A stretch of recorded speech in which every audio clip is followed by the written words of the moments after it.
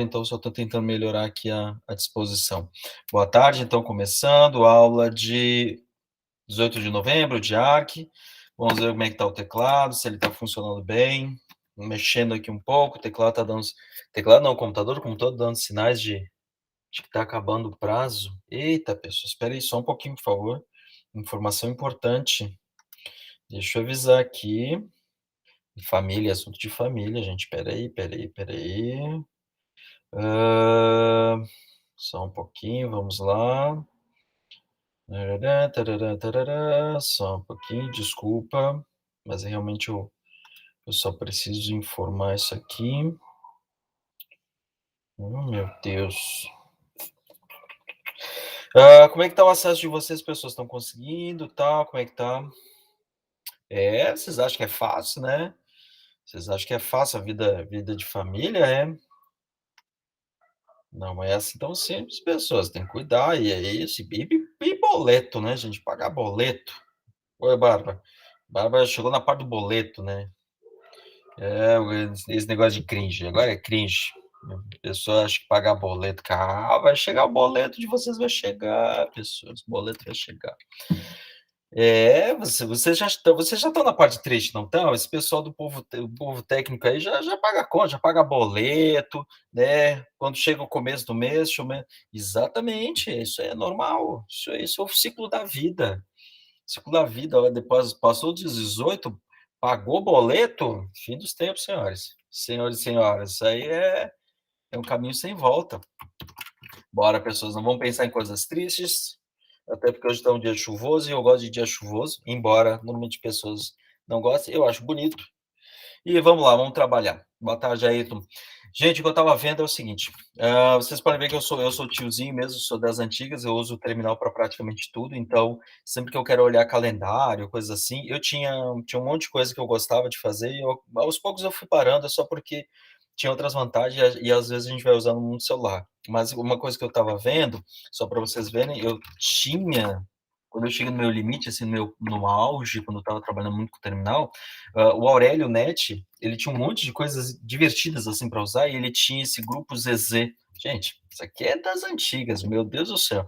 Mas era um monte de aplicativo para vocês instalarem terminal e aí tinha de tudo, né? Era a previsão do tempo, era não sei o quê, e tinha até tinha aqui o ZZ Subway, que daí ele dava dicas de como montar um sanduíche do Subway, um monte de coisa assim. Mas era o tipo de coisa que eu sempre estava com o terminal aberto. Isso era uma coisa que era um fato, assim. Eu entrava no minha máquina, eu sempre tinha um terminal aberto e eu ficava mexendo com ele o tempo todo. Teve bastante tempo que eu mexi apenas com o terminal, não mexi nem com gráfico, por isso que eu falei que foi uma época bem chita, assim, sabe, bem chita, no caso de exagerado, né, por favor, não vamos misturar, eu acho que vamos trocar a expressão, não ficou boa, né, bem exagerado mesmo, na verdade, bem ferrenho, assim, as convicções de que eu achava que era Linux, etc. A parte boa é que eu acabei pegando muito terminal, né? E o fato de estar trabalhando muito com terminal me fez pensar muito dessa forma. Então, por exemplo, quando eu quero olhar um calendário, é assim que eu vejo o calendário. Se eu quero ver o calendário do ano, eu coloco o ano todo e aí eu dou uma olhada no calendário. Então, isso é uma coisa comum. Eu tô habituado a fazer isso. Então, hoje é dia 18 de novembro, nós temos ali, no caso, fechando essa semana, daí nós temos só mais uma semana de novembro, até eu quero falar justamente sobre isso. Hoje eu quero ver um pouco de SSH, terminal, socket, portas, etc., para a gente começar a sementar. Semana que vem a gente vê HTTP, ou HTTP mesmo, ou protocolo, serviço, transferência, etc., para que a gente em dezembro comece as aulas, até porque semana que vem, dia 22, começam as nossas aulas presenciais, oficialmente de ARC, então, segundas-feiras, sempre aula presencial, e durante o resto ali da semana nós temos aulas remotas, e nessas aulas aí a gente vai mexer muito, tanto é que a próxima aula é de ARC, a gente vai mexer muito com linha de comando, instalar um servidor web, ver resultado, interagir, cliente-servidor. Então, eu preciso de alguns conceitos de terminal, e aí eu quero mostrar principalmente hoje. Primeira coisa, pessoas, poucas, eu tenho um comando chamado last log, na verdade tem dois comandos, né? Tem um last, que ele pode mostrar para vocês todas as vezes que alguém conectou, né? Então ele tem todo o histórico aqui, basicamente o Torresino conectou, e também tem o last log, onde ele mostra qual foi a última vez que alguém conectou. E eu quero chamar a atenção que apenas Ramon e Nicolas se conectaram à máquina. Não que isso ainda seja um problema, certo? Como eu falo para vocês, a gente tem ANP, vocês podem fazer isso ao longo do semestre, mas tem que tomar cuidado para não acumular e principalmente acumular com a parte de programação, porque daí a gente começa a ter conflito. O que eu estava fazendo com vocês vai com muita calma a parte de SO, vai com muita calma na parte de redes, né? Porque depois a gente vai revisitar isso aí, uma coisa que vocês viram ali na 7ª fase, a gente vai dar mais uma olhada aqui. Ok. E aí vocês têm tempo para fazer aquele curso da Rocket City, que quando a gente chegar em HTTP, muita coisa vocês já vão saber. Ou seja, semana que vem é para ser uma coisa já muito mais próxima do que vocês já estavam estudando. E aí começar em dezembro mesmo, daí começa lá 1º de dezembro. Deixa eu ver que dia exatamente. Em dezembro, quarta e quinta-feira, então, quinta-feira, dia 2 de dezembro, a gente começa de fato a mexer com programação de fato, daí a gente vai começar a codificar e aí ficar bastante tempo em cima disso. Até lá, pessoas, o que eu preciso aí? Que vocês vejam o sistema operacional com uma ideia de abstração para que o programador veja, principalmente, essa ideia e ele consiga interagir com o sistema. E o programador, ele sempre vai interagir na lógica de sockets. Certo? Vocês viram alguma coisa de sockets? Áudio, por favor, que eu estou em outro terminal. Provavelmente eu não vou conseguir ler mensagens.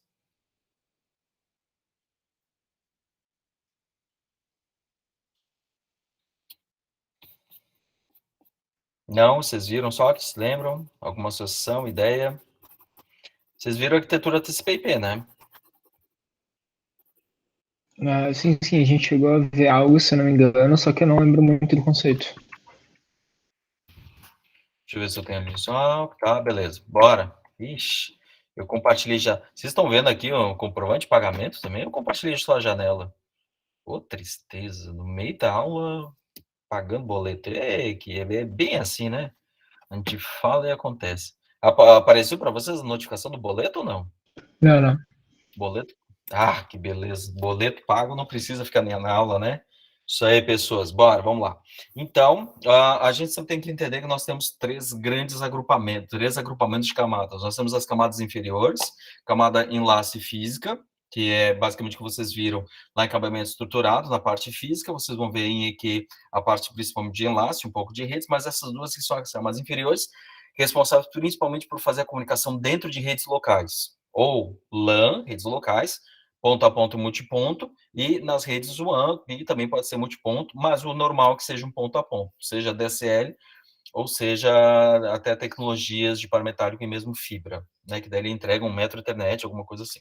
Beleza? Então, aqui nós temos as camadas aqui, nós temos as camadas do meio, que é a parte de rede e a parte de transporte, ou seja, eu tenho que fazer endereçamento e roteamento e associar, complementar isso à garantia de entrega, por fim, eu tenho as aplicações. Então, a aplicação, o programa, isso aqui é um programa, LS é um programa, CD é só uma alteração de contexto, mas se eu der um cat, faz WD.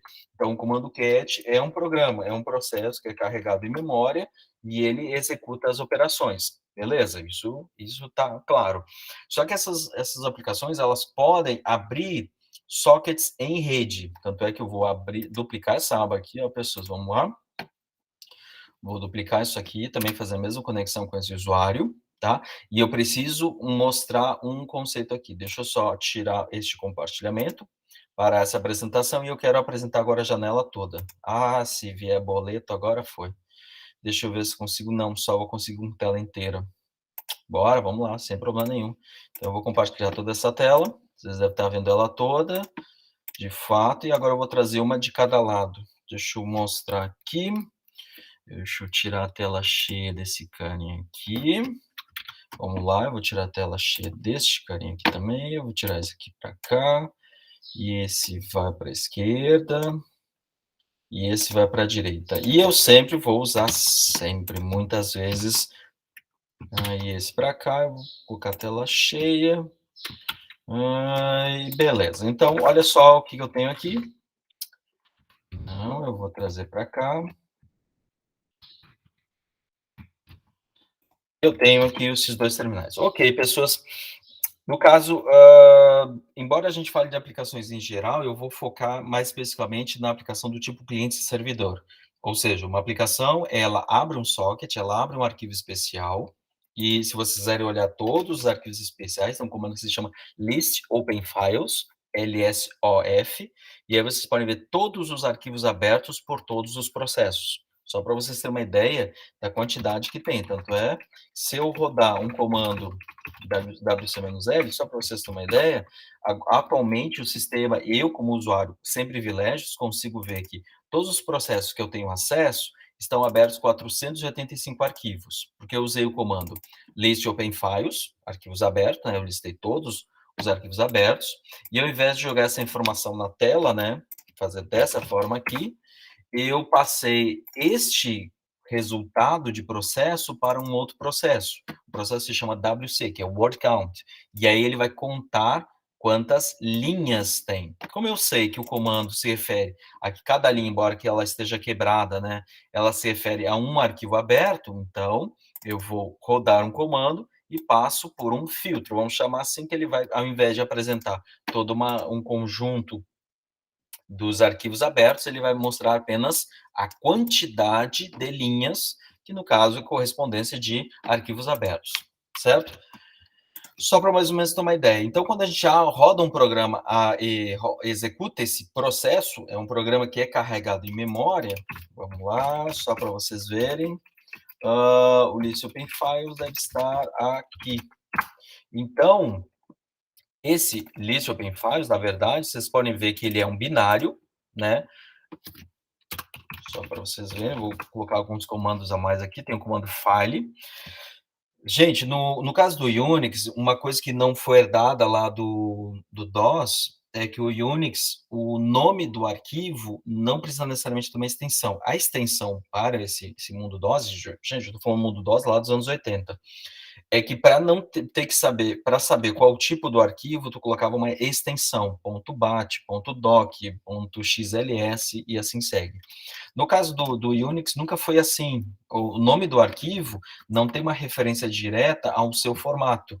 Então, não é porque ele se chama .sh, porque ele se chama .isso, .aquilo, que ele vai ter um determinado formato. Né? O certo seria sempre eu abrir o arquivo e ver qual é o seu conteúdo. Eu vou, por exemplo, usar o VI, que é um editor de texto, tá? É um editor de texto que tem uma curva de aprendizado bem grande, então, assim, eu demorei quase 2 anos para me habituar com ele. Até que se vocês quiserem, dá para usar um Nano. Mas só para vocês verem, isso aqui ele está em formato binário, então não adianta eu tentar ler o arquivo que não vou ter muita informação útil. Ao invés disso, só para vocês verem, eu vou usar um comando que se chama file, que ele realmente vai ver qual é o tipo do arquivo. E tanto é que ele é um elfo, tá? Para quem está falando Senhor dos Anéis, tá aqui o nosso elfo. Não que necessariamente tenha o Senhor dos Anéis, mas é toda a mitologia nórdica ali. Então, eu tenho, é um executável, né? Na verdade, isso aqui é um executável, executable Linux format, é um elfo, e 64 bits, etc, etc, etc. Ou seja, ele é um programa já em formato binário que ele pode ser executado. E esse arquivo, ou seja, se eu executo o comando lsof, como eu vou fazer aqui à esquerda para não sujar o terminal da direita, ele vai executar um comando. Ou seja, eu pego esse lsof, eu carrego em memória, uma vez que ele vê que ele é um executável, tá? Então, isso aqui é de executável mesmo, ele vai rodar este código já dentro da memória, tendo uma área relativamente segura, tá? Não vamos entrar muito nos detalhes de como é que é feito isso sobre segurança, mas é uma área relativamente segura, uma área de memória. E isso acontece porque ele tem esse primeiro hífen aqui, dizendo que ele é um arquivo regular, ou seja, é um arquivo que tem uma informação ali dentro, né? É um arquivo básico, ele pode ter uma informação binária ou texto, não necessariamente legível para nós, mas legível para a máquina. E nós temos depois os 3 elementos aqui, que é o dono, o root pode ler, escrever, executar, read and write execute, né? 4 mais 2 mais 1, 7. Aí o grupo, que também se chama root, tá? Ele tem read and execute, ou seja, ele tem 5, né? 4 mais 1. E os outros, que é o meu caso, que é o usuário Torresini, que pertence ao grupo de professores, também pode ler e executar. Ou seja, eu posso ler, significa que posso ver o seu conteúdo, e executar, que é carregar em memória e executar este código. tá? Uma coisa, então, importante, uma coisa é carregar em memória e outra é, uma vez carregado em memória, dizer que ele é um executável e eu posso executar esse código imediatamente. Ou eu preciso de um programa que vai interpretá-lo. Essa é a diferença entre código binário pronto, código executável, e código interpretado. Alguém precisa interpretar esse código para a gente. Tanto é que no JavaScript a gente vai ter o Node, que é um interpretador de código JavaScript para terminal. Basicamente, a gente tira toda essa, o que se chama de cromo, né, essa borda aqui do navegador, e mais ainda, a gente pega toda a engine, a máquina que executa código JavaScript, ou seja, um código interpretado. Logo, a gente pode escrever código JavaScript e mandar alguém interpretar. O interpretador, eu executo o interpretador, que pega o arquivo e lê. Perfeito? Já o caso do list open files, ele já é em binário. Então, primeira coisa para a gente entender é, nós temos código binário e código interpretado.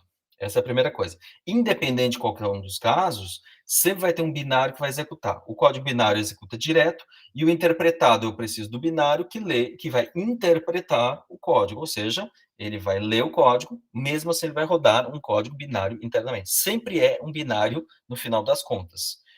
Ou ele gera um binário em tempo de execução, ou ele vai pegando pedaços por pedaço. Aí depende muito dos interpretadores de código, beleza?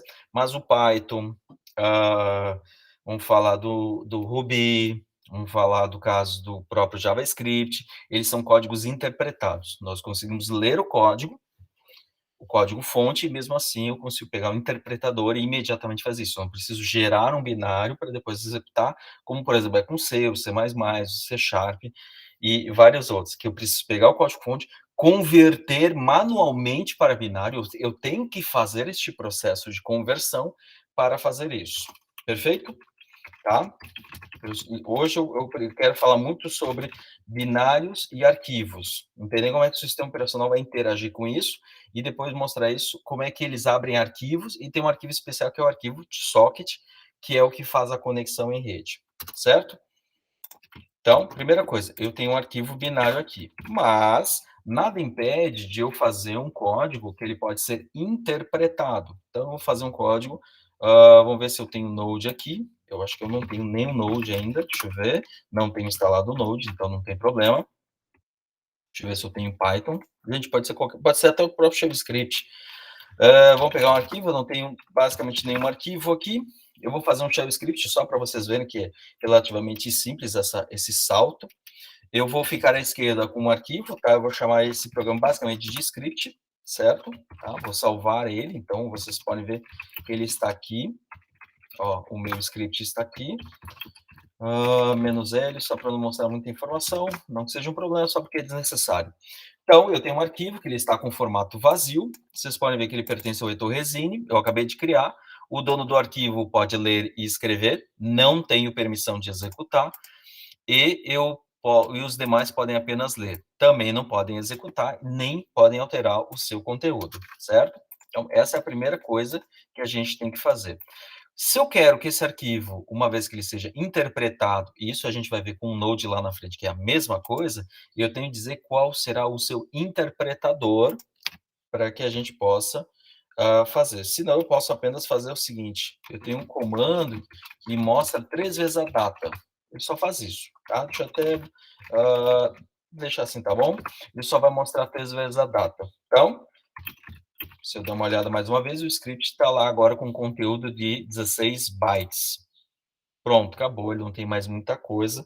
Vocês podem ver que eu não posso executar, tanto é que eu posso fazer o seguinte, neste diretório, existe um programa que se chama script. Até o próprio fiche está em vermelho, porque eu não tenho poder de execução. Para fazer isso, eu tenho que permitir que pelo menos o meu usuário, Heitor Resine, do grupo professores, possa executar isso. Então, uma das coisas que eu posso fazer é modificar as permissões, que é o chmod, onde eu posso colocar, por exemplo, 744. 7, que é o dono, é ler, escrever e executar. 4 mais 2 mais 1. E os demais, eu quero que eles não tenham nem acesso. Não consigo nem ler o seu conteúdo. Ok? Então, dessa forma, eu vou ficar com essas permissões, ó. 7, 0, 0. Ler, escrever, executar, e aí agora sim eu posso executar, e aí ele vai dizer uma coisa, ele não sabe qual é o formato, ele não sabe quem vai executar esse código. Ele sabe que ele é um binário, desculpa, ele é um executável, mas uma vez que ele é texto, ele tem que converter para binário, certo, mas qual é o conversor? Quem vai interpretar? E aí seria interessante, então, a gente fazer o seguinte, nesse caso, fazer essa opção. O telefone está tentando conversar comigo. Uma das opções seria, na primeira linha, eu botar o sustenido ou hashtag, exclamação e dizer qual será o interpretador de comando. E aí eu digo, este arquivo está no formato bash, está no formato de shell script, logo eu quero que ele execute 3 vezes o comando date. Gente, é só uma informação de um comando que eu mostrei, não tem nada de especial, só para mostrar que ele executa exatamente o que está escrito aqui, né? Se eu apagar uma das linhas, né, nada demais, eu posso alterar praticamente de imediato isso. Logo, o que eu estou fazendo à esquerda, eu salvo e eu já consigo interpretar ele. Se eu tivesse uma linguagem como C, eu teria que ter uma etapa intermediária. Eu tenho código-fonte, é para vocês é assim, né? Eu tenho código-fonte, eu tenho que compilar o código, gerar um binário e depois do binário executar o binário. Aqui não, aqui eu consigo saltar direto. Eu tenho código-fonte e eu posso interpretá-lo saltando todo esse esforço intermediário. Vantagens e desvantagens. Uma vantagem é o ganho na parte de produtividade, que eu consigo trabalhar com mais imediatismo. Eu tenho um acesso direto, eu vou mexer no código-fonte, já consigo executar, e muito do trabalho, vamos dizer, entre aspas, o trabalho sujo, que é compilar, ver dependência, isso, aquilo, que compete mais ao sistema operacional, o interpretador de comandos vai nos ajudar. Isso vai nos ajudar principalmente no Node, que daí a gente pode ter um arquivo de descrição, que a gente vai ver depois lá, um arquivo de empacotamento, que é o package.json, que ele vai dizer como a gente tem que, como a gente vai interpretar esses arquivos, um ou mais arquivos do nosso programa, para que a gente possa ter esse amplo entendimento. Essa é a primeira parte, então. No nosso sistema operacional, a gente vai ter os binários, os executáveis prontos para execução imediata, ou seja, são os arquivos que eles são carregados em memória. Deixa eu limpar a tela, vou lá para o diretório do user sbin, e eu estava mostrando o list open files, ou seja, ele está já em formato, ó, ele já está em formato para ser interpretado, ou seja, ele é carregado em memória e ele é executado direto.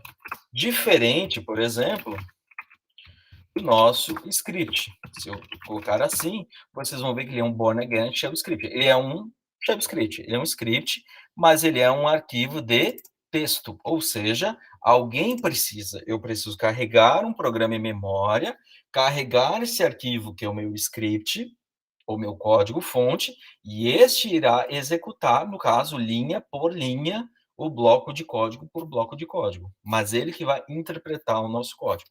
Essa é a primeira parte. De qualquer forma, sempre vai ter um binário para fazer isso. Tanto é que se eu fizer /bin /bash, o próprio bash é um binário. Perfeito? Então, sempre vai ser o processo, sempre é um código binário, interpretando um código terceiro ou já é o binário final, certo? Essa é a primeira parte da aula que eu queria mostrar para vocês. Tá? Posso mover o script lá para TMP, que eu trato como se fosse uma lixeira, só para a gente não ficar com essa sujeirinha aqui, não tem nada demais. A segunda parte é que quando eu abro um processo, esse processo abre vários arquivos. E esses arquivos, eu tenho vários tipos de arquivo. Tanto é que se eu navegar para um diretório chamado dev, de devices, vocês vão ver que eu tenho vários arquivos, de mensagens ali.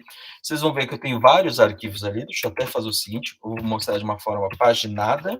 Então, ls-l, ou seja, eu vou listar todos os arquivos. Pipe, ou seja, ao invés de apresentar na tela, eu vou jogar para um outro processo e eu vou mandar para o less. Aqui é uma coisa importante, eu tenho 2 processos. E aí o ls vai escrever no arquivo de saída, porque a gente usa essa abstração, arquivo de saída, e ele vai escrever no arquivo de entrada do less.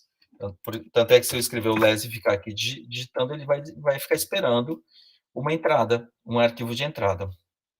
Aqui à esquerda já não. Ele escreve e aí eu consigo interagir dessa forma. Logo, o que eu quero mostrar é que tem alguns que são especiais, como por exemplo esse que começa com C, de caractere, orientado a caractere, byte a byte. Então, esses aqui, a interação com eles é dessa forma. Eu tenho alguns que eu tenho que são com B, que é orientado a bloco, depende do tamanho do bloco do disco, 4K, 4 mega, 1 mega, mas eu leio ele em blocos, eu não leio caractere a caractere, como por exemplo esse, que é o de CDMA, o próprio console e outros. Aí depende muito, caso a caso, mas só para vocês verem, por exemplo, esses terminais que a gente conversa, que são via caractere, então eu escrevo o caractere, leio um caractere, um por um, né? Na sequência mesmo. Vocês vão ver que tem vários desses aqui.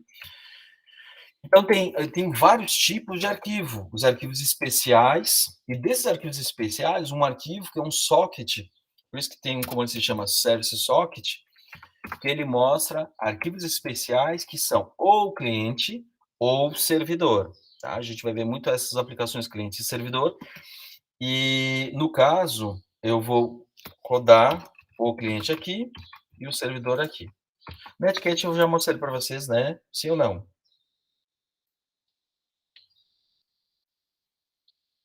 Pessoas, por favor, me lembrem isso.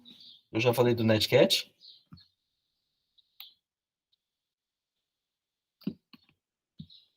Às vezes eu vou falando, mas eu não lembro exatamente se nas aulas anteriores eu já falei sobre isso. Já falei do Netcat ou não? Vocês estão aí ainda? Estou falando só o nome, né? Tá. Mas eu não mostrei um lado a lado, tá? Qualquer coisa, pessoal, por favor, áudio. Eu programo as aulas, mas às vezes uma aula eu antecipo o assunto, então por algum motivo eu posso estar duplicando o conteúdo. No caso, o que eu vou fazer? Eu quero fazer com que essas duas aplicações conversem entre si. Logo, eu tenho que fazer uma das formas de resolver o problema seria usar uma aplicação cliente-servidor, onde eles conversam dessa forma. Então, na prática, o que acontece é o seguinte: eu vou abrir um arquivo especial bidirecional, nos dois sentidos, onde eu posso ler deste arquivo ou escrever nesse arquivo. Só que na prática, o que acontece? Ao escrever neste arquivo, significa que eu estou jogando para a rede. E ao ler, eu estou lendo da rede. Então, a comunicação funciona dessa forma. Claro, eu estou no mesmo computador, só por uma questão de firewall, INAT, um monte de restrição de rede que não compete eu ficar detalhando aqui. Mas, para ficar mais fácil. Então, eu vou fazer a seguinte tarefa. Nessa tela da esquerda, vocês vão estar vendo o servidor, sempre o servidor. E na tela da direita, vocês estão vendo o cliente. Então, primeira coisa, eu tenho que entrar em modo listen, significa que eu tenho que entrar em modo de escuta, tá? Eu até vou fazer o seguinte, só para vocês verem. Não, isso aqui é menos, isso aqui é outro teclado. Eu vou rodar um comando que se chama watch. Ele vai ficar rodando periodicamente esse comando, tá? Ó, fiquem olhando ali, ó. E aí eu quero rodar numa determinada porta. Lembrando, eu tenho na camada de transporte multiplexação de portas, então eu posso dizer qual é a aplicação que vai receber. Como eu posso abrir vários arquivos especiais, vários sockets com várias aplicações, lembrando uma aula lá, a primeira, segunda aula da disciplina, multiusuários com multiprocesso ou multitarefas, acessando multidados. Sempre é multi NNN, tá? Significa que eu posso abrir vários sockets, vários arquivos especiais, então várias aplicações podem conversar em rede. Portanto, algumas delas são para usuários privilegiados, de 0 até 1023, que é o root, e de 1024 para cima é qualquer usuário. Então, se eu tentar me passar por um usuário com acesso privilegiado, eu não consigo, né? O meu usuário não vai conseguir fazer isso. Agora, se ele tentar uma porta mais alta, por exemplo, 8080, aí ele vai conseguir, porque um usuário sem privilégios pode abrir. Tanto é que vocês podem ver nessa linha aqui, ó. Eu vou cancelar para vocês verem que ela vai sumir e ela vai aparecer de novo ali à direita. Tá? O que eu estou fazendo nesse caso é que eu abri uma porta especial, um arquivo, que é uma porta do tipo TCP, ou seja, com garantia de entrega, tem estabelecimento de conexão, tem garantia de entrega, ou seja, tem confirmação que a informação chega no final, né, a mensagem chega no final, e tem o encerramento de conexão. Então, tudo é garantido, que é IPv4, vocês podem ver que o endereço com pontos é IPv4, lembrando que o IPv6 eu vou resgatar lá um pouco mais para frente, interessa quando eu estiver falando de HTTPS, HTTP2, eu quero falar assim, coisas mais interessantes, mais lá para frente, e aqui tem a porta 8080, ou seja, vocês podem ver que o terminal está travado, porque eu entrei com o modo de escuta. O servidor é um processo que, ao ser carregado em memória, ele vai abrir um arquivo e ele vai ficar à espera de comunicação. Se alguém quiser escrever neste arquivo, isso acontece através da rede, e então eu posso comunicar. Então eu vou usar o mesmo netcat, tá? Não tem nada demais. Eu vou usar o netcat, onde vou me conectar logo na máquina local, né, 127.0.0.1, endereço IPv4, nessa porta 80. E aí, então, se eu mandar a mensagem 1, 2, 3, eu posso responder 4, 5, 6, e aí eu posso fazer essa conversação. De forma que esse tráfego de rede, essa troca de mensagens acontece. Tanto é que se eu colocar um Ctrl+C, a conexão é encerrada e eles param de trafegar. Logo, o Netcat ele ajuda bastante para a gente, se a gente quiser fazer uma depuração, trabalhar, entender o que está acontecendo na rede, mas na prática o que aconteceu foi que eu abri um socket, um arquivo especial. Tanto é que eu vou abrir mais uma vez aqui. Deixa eu colocar o menos P maiúsculo para ele mostrar tudo numerado. Deixa eu ver se ele vai mostrar o 8080. Então, vocês podem ver, list open files, menos N, menos P maiúsculo, só para que ele coloque tudo número, não traduza número de porta, só número mesmo. E eu coloquei um grep, que é um filtro de linha. Então, de novo, ó, grep. Se eu fizer assim, ele vai mostrar todas as linhas. Eu não quero todas, né? Eu só quero apenas filtrar as que contêm a palavra ou a expressão 8080. Deixa eu ver se, entre aspas, fica melhor. Ficou melhor, ficou mais simpático. 8080. E aí ele mostrou que existe um programa chamado NC, que é o Netcat. Aqui tem os seus números internos, o número do processo, o usuário que está fazendo isso, o Etorresine, rodando em IPv4, de informações irrelevantes para agora, usando TCP, ou seja, com garantia de entrega, ele abriu a porta, né, listen, ele está em modo de escuta na 8080. E aí eu posso conversar entre essas duas aplicações. E isso vai acontecer com vários deles, tanto é que vocês podem ver que, quando eu estava falando de SSH, ele abre um arquivo especial, do tipo socket, em IPv4, na porta 22, com acesso privilegiado, claro, porque é uma porta abaixo de 1024, e aqui também ele vai abrir para IPv6, certo? Então, aqui é IPv4 e IPv6.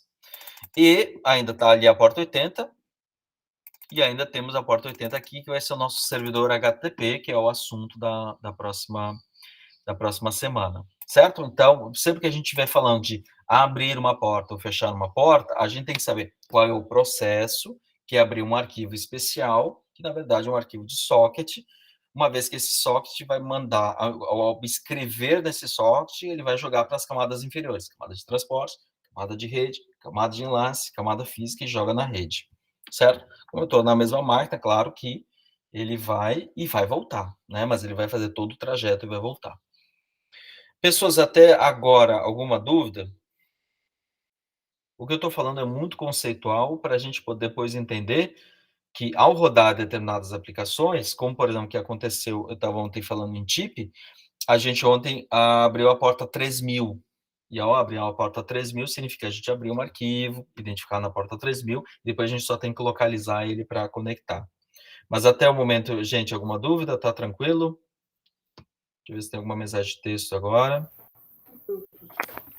Tranquilo, professor. Tudo certo, pessoas? Podemos fazer uma prova? Aí já posso Sim. fazer. Aí é outro papo, né?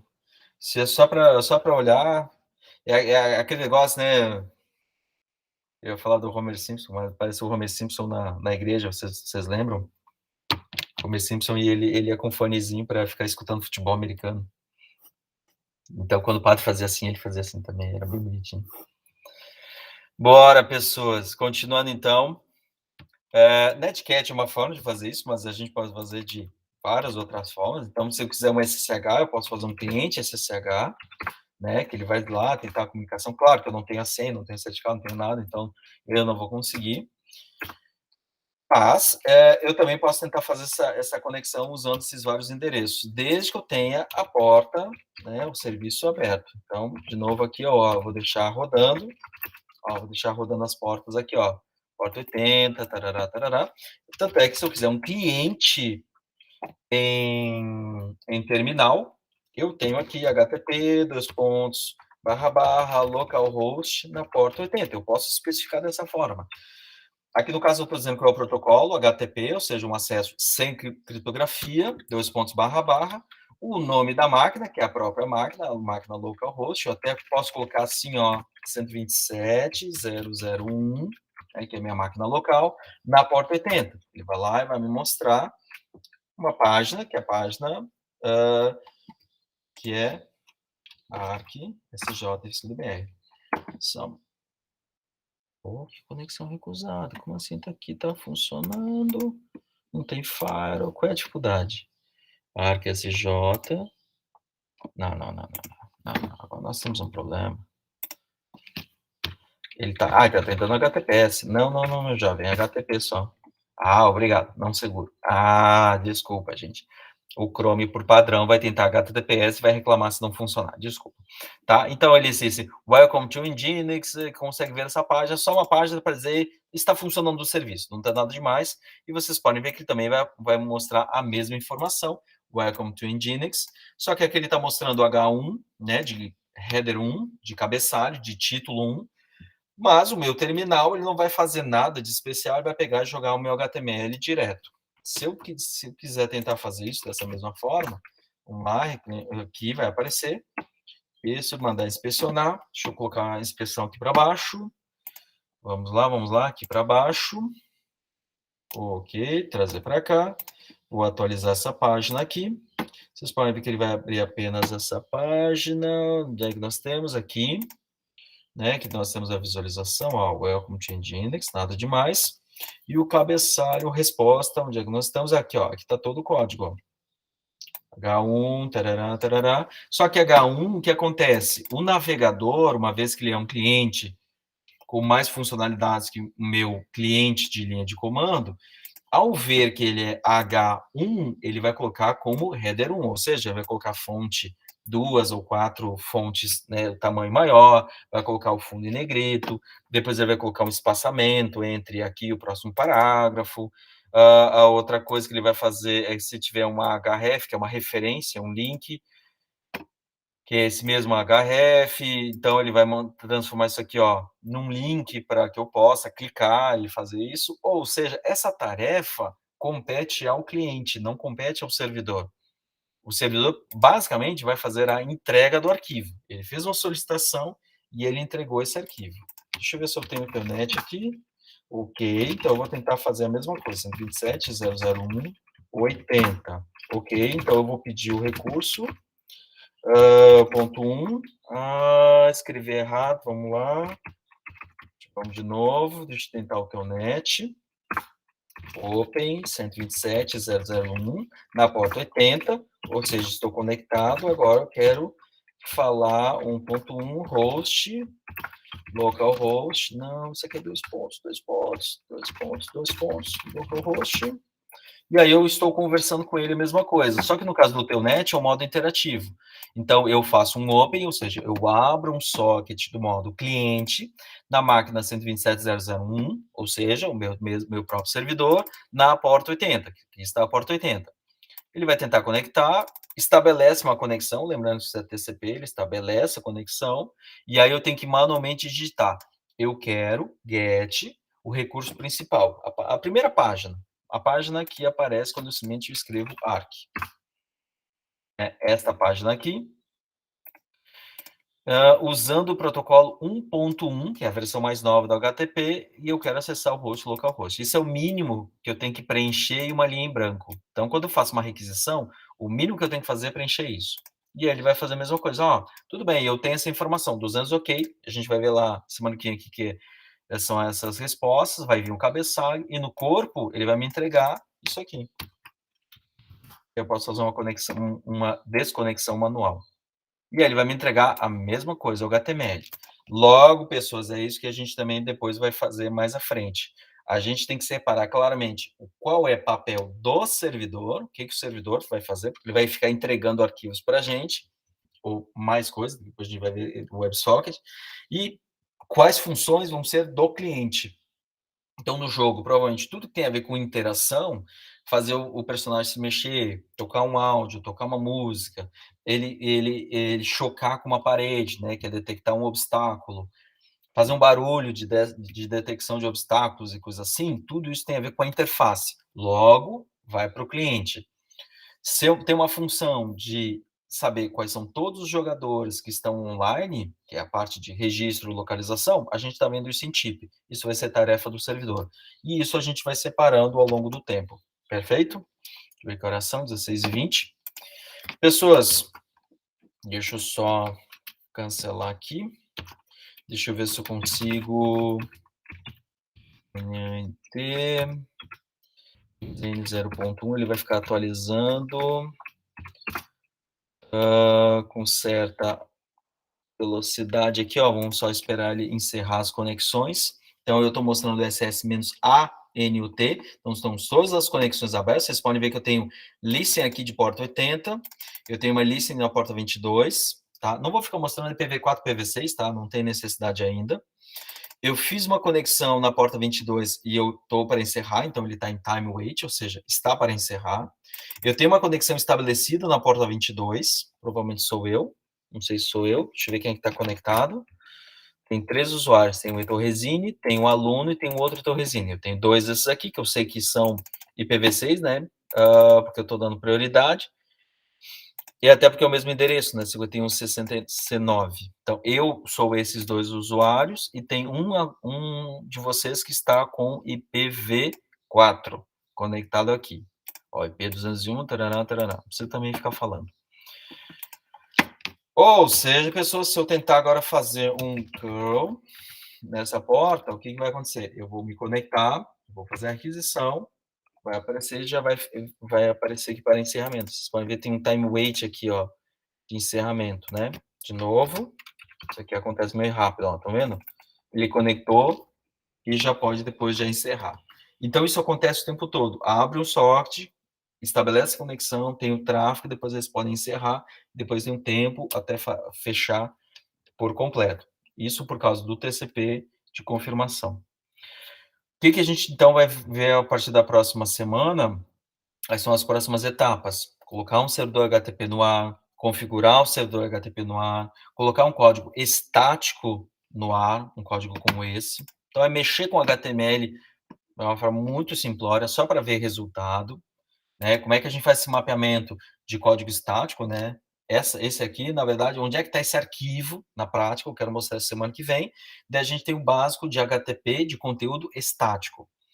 E aí depois a gente vai para uma outra frente, na outra semana, que é começar a fazer código, ver e fazer apenas a parte cliente. Depois a gente hospeda esse conteúdo estático, que é estático para o servidor, porém dinâmico para o cliente, que ele vai ser executado só no cliente, daí a gente começa a montar o jogo. Isso é fechar dezembro.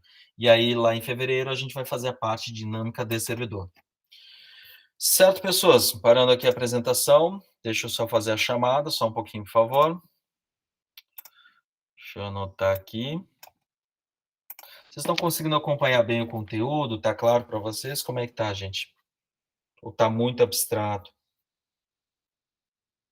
Eu pergunto isso, gente, sempre, porque depende muito como é que vocês veem dos outros semestres, né? Como eu estou lá no último, eu dependo muito do que vocês viram. Um pouco em telefonia 1, um pouco em telefonia 2, um pouco em redes, um pouco em cabeamento. Então, eu dependo muito das outras matérias técnicas.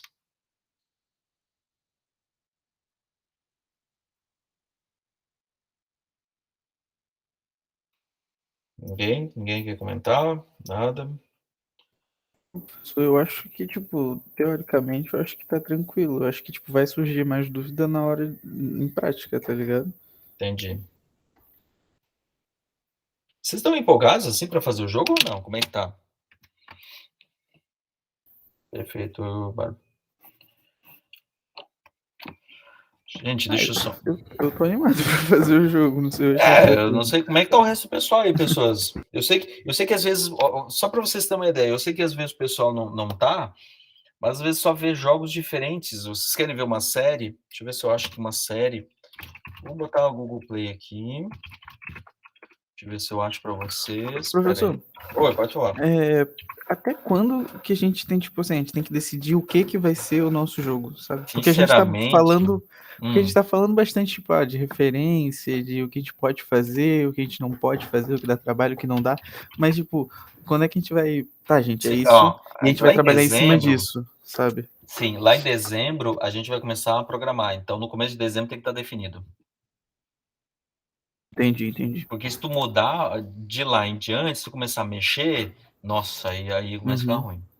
E a gente vai. E tem algum método de decisão? É pra, tipo, a turma entrar em um consenso? Na verdade, É pra gente, a gente vocês chega vão pra se você. organizar em duplas e cada dupla define o seu. Entendeu? Como assim o seu? O seu jogo? O seu jogo? Cada dupla vai fazer um jogo? Cada dupla vai fazer o seu jogo. Seu próprio jogo. Por isso que eu tô abrindo assim, dá pra fazer um monte de coisa. Entendi. Beleza. Tá? Ó, eu vou pegar esse cara aqui, o Bart, só pra vocês verem. Gente, vocês estavam pensando que pra turma toda? Olha, pessoas, até pode, eu não tava pensando nisso. Não, professor, acho melhor você não ser a turma toda, não. Não. Às vezes o jogo é igual. O que eu vou fazer? Eu vou mostrar um jogo. Aí eu vou perguntar para vocês. Vocês querem um jogo tipo plataforma ou tipo RPG? RPG que é caminhar livremente pelo tabuleiro. Só. É a única escolha que eu vou pedir para vocês me ajudarem. Entendendo que a maioria vai por este caminho. Beleza? Ponto. Então, na verdade, vocês têm 3 grandes frentes. Jogos baseados em texto. Eu vou mostrar um jogo baseado em texto. Vou fazer um. Jogo baseado em plataforma, eu vou fazer um bem rapidinho. Isso em uma aula eu consigo mostrar. E jogo baseado em tabuleiro. Beleza? Em ordem de complexidade é exatamente essa. O jogo baseado em texto é o mais fácil.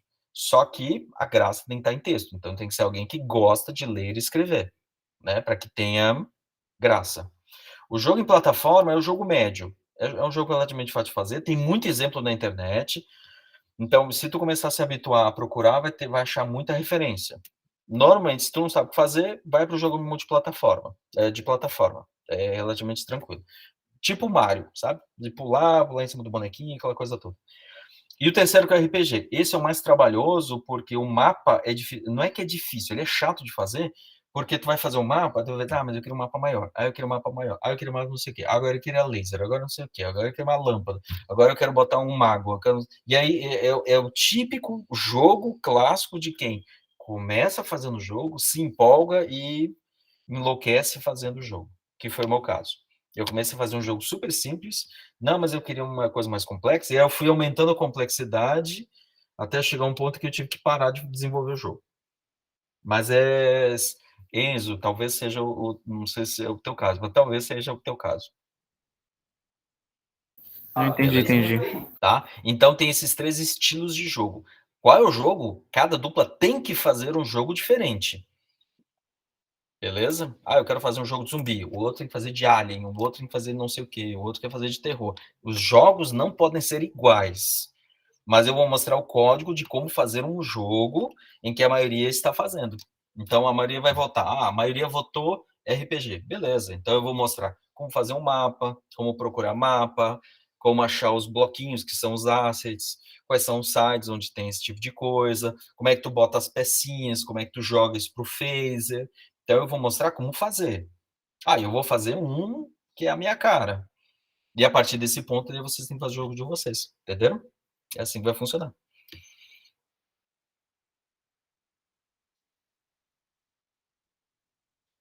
Só digo uma coisa.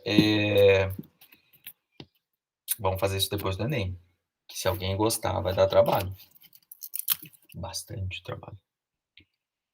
Alguém aí tá preocupado ou não? Assim, tá? Vocês estão tranquilos? Como é que tá, pessoas? Não, eu acho que tinha bastante gente, pelo menos eu, tava pensando que a turma inteira ia fazer algo junto. E aí eu tava Entendi. tipo, tá, então eu tenho que esperar a turma decidir pra Entendi. começar a fazer uma coisa. Senão eu já Não, estaria não, não. pensando, sabe, no que fazer, Ah, como não, não, seria. não, não. Cada um vai Entendeu? fazer o seu. Tanto é que se vocês Não, olharem entendi. semestres passados, vocês vão ver que é por dupla.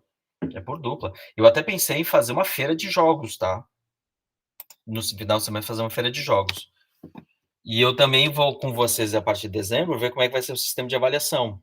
Porque, por enquanto, a minha ideia original é vocês fazem uma feira de jogos e o meu testador profissional, meu testador oficial, vai ao jogo e ele vai dar nota do jogo. E eu digo para vocês, é uma pessoa que vai ser honesta na nota, que é o meu filho. É o meu filho que dá nota final. Porque se ele gostar do jogo, ele vai dar uma nota boa. Se ele não gostar, ele dá uma nota ruim. E ele não vai tentar agradar ninguém. Vocês podem tentar não é suborno, é lobby. A expressão certa é lobby. Vocês podem tentar fazer lobby com ele, só que assim, o Tomás, gente, ele joga bastante comigo. Se o jogo for legal, se o jogo for legal, ele vai gostar, vai jogar. Tanto é que dos outros jogos, quando foi 2019 2 ou 2019 1, a gente fez a feira de jogos, acho que não sei se algum de vocês foi, a gente fez a feira de jogos, vinha com o papelzinho, vinha com nota, e a nota veio do público, né? Que daí o público todo pôde. Como a gente não vai poder fazer, porque ainda é meio pandemia, né? Pandemia, fim de pandemia, eu não sei, mas oficialmente ainda estamos em pandemia. Não vou poder fazer uma feira dessa. Online talvez não vá querer, então eu vou chamar meu beta tester. E aí meu beta tester, ele vai dizer, se ele achar o jogo feio, ele corta na hora. Então, não adianta colocar uns bloquinhos fake e pessoas, beta tester não avalia. E a nota final é dele. Beleza? Agora piorou, né? Agora piorou a coisa. Mas o jogo, mas só assim, só pra dizer, o jogo tem que ser jogado em mais de uma pessoa, né? Não pode ser Ele tem single que player, tem que ser obrigatoriamente somente duas ser pessoas. pelo menos 2. Se vocês quiserem Beleza. mais, a complexidade aumenta muito, tá? Então por isso que a gente Uhum. faz até 2 jogadores. Não, Ele não, tem que beleza. ser multijogador, Uhum. beleza? Ele não pode ser de E um tem que ter jogador. canal de voz? Tem, porque senão vocês não. É a matéria de tip. Beleza. Tem que entrar 2 jogadores, tem que ter canal de áudio, tá? Dá para fazer várias brincadeiras. Vocês podem modular a voz, vocês podem fazer alteração de voz, dá para fazer um monte de coisa legal, gente. Eu tava mexendo com câmera, dá para fazer efeito de raio-x, efeito esverdeado, efeito não sei o que na câmera, tá? Se alguém quiser câmera. Mas normalmente eu mexo com áudio e aí vocês podem fazer ainda efeitos. De qualquer forma, tem que ter multiplayer, tem que ser 2 jogadores e tem que ser em tempo real. Certo, pessoas? Então, se já quiserem pensando num joguinho assim, pode ser jogos simples? Pode, gente. Assim, pode ser batalha. Desculpa. Pode ser batalha naval, pode ser Uno, pode ser truco, pode ser essas coisas. Embora tenha jogos que aparentemente de tabuleiro físico são fáceis e para virtualizar ele é difícil. O Uno, por exemplo, é difícil por causa das regras. Batalha naval é relativamente mais simples assim. Né? Tu dispõe uma matriz e ele vai clicando na matriz. Ou um jogo da velha, alguma coisa assim. Certo? Feito, pessoas. Então vamos pensando com carinho. Por isso que vocês podem ver assim, eu estou mandando um monte de ideias, porque a ideia é o que eu acredito. Um jogo de texto multiplayer? Ah, esse é tão legal, Francisco. Se tu soubesse. Deixa eu te mostrar aqui, pera aí, rapidinho. Eu vou mostrar aqui. Deixa eu compartilhar a tela só para vocês verem o que dá para fazer. Vou compartilhar essa janela aqui. Vocês vão ver, gente. É muito legal. Eu vou pegar web.com/. Esse aqui, ó, o Arc 2022. Deixa eu ver. É a apostila, aquela apostila. Ó, isso aqui. Eu não consegui fazer, tá? Eu sempre fico triste porque eu começo, aí vocês começam a me demandar, dá vontade de bater em vocês porque eu não consigo terminar os meus joguinhos. Deixa eu copiar aqui, eu vou abrir um terminal. Espera aí, deixa eu abrir um terminal, só um pouquinho.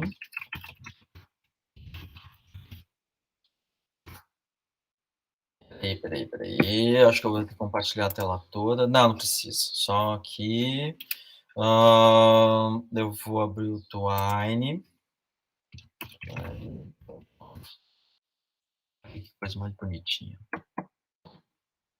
Eu vou usar a versão online, tá?